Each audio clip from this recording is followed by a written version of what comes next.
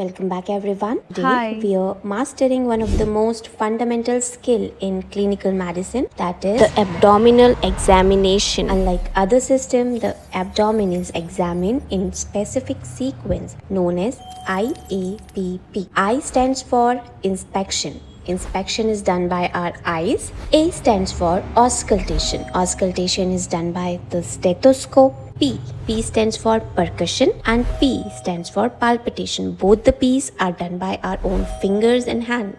The golden rule to understand abdominal examination is always auscultate before palpitation and percussion. Touching the abdomen first can alter the bowel sound, leading to inaccurate diagnosis. Now first, understand the inspection. Inspection means visual observation. To inspect properly, the observer stand next to the patient, basically on the right side of the patient. Observe the abdomen from the front, then side, and then foot ends. Now what we are observing here is we have to observe shape, symmetry, umbilical region, and some kind of signs. By shape, we have to check for is it flat, rounded, or descended. Remember the 5F for abdominal distension: fat, fluid, fetus, flatus, feces, and sometimes 6F is fetal growth. Fetal growth means for tumor. Then second is symmetry. The asymmetry might suggest organ enlargement or hernia. Then third is umbilicus. The bulging umbilicus suggests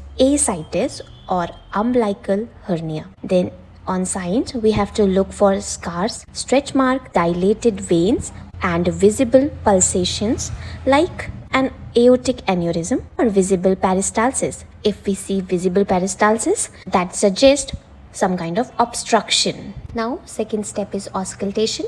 Auscultation means listen before you touch. In this, we are using the diaphragm of our stethoscope. Begins in the lower right quadrant. Normal bowel sound are gurgling sound, occurring 5 to 34 times per minute.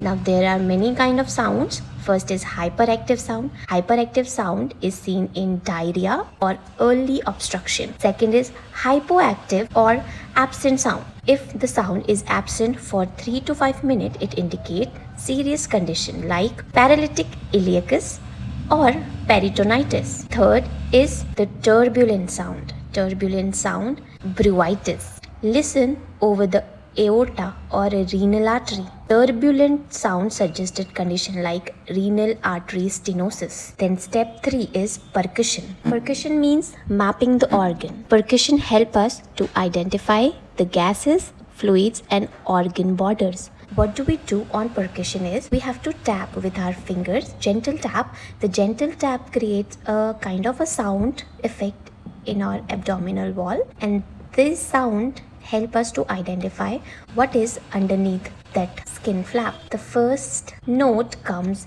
on percussion is tympanic note. Tympanic note is heard over gas-filled intestine. Second is dull note. Dull note is heard over solid organs like liver, spleen, or fluid in condition like ascites. Third is ascites test. If you suspect a fluid, perform shifting dullness test by percussion from the center of flank. The fourth step is palpitation, the most critical step. There are two types of palpitation: light palpitation and deep palpitation. Always warm your hand before touching the patient. Watch their facial expression for signs. We have to check tenderness or any kind of discomfort. Now first, let's talk about light palpitation. Light palpitation is generally 1 centimeter deep, used to assess tenderness, guarding, and rigidity. Second is deep palpitation, used to detect masses or organomegalies.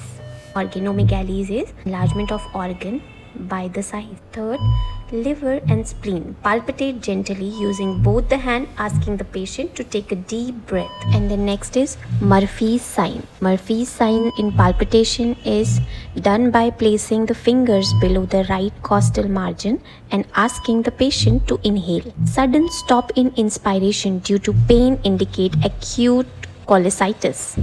Now next you can perform special type of test to understand more deeply the abdominal examination to suspect acute pathology. First test is rebound tenderness, suggested peritoneal irritation. Second, if you see obturator psoas rovescing sign, then it suggests a classic test to help in diagnosis of appendicitis. Third is costovertebral angle tenderness. Tap on the renal angle.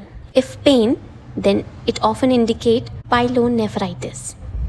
Remember, the abdominal exam is not just about technique, it is about connecting your finding with patient's symptom. Practice regularly and you will become proficient. If you found this guide helpful, don't forget to like, subscribe and hit the bell icon for more clinical tutorial. See you in the next one. Bye.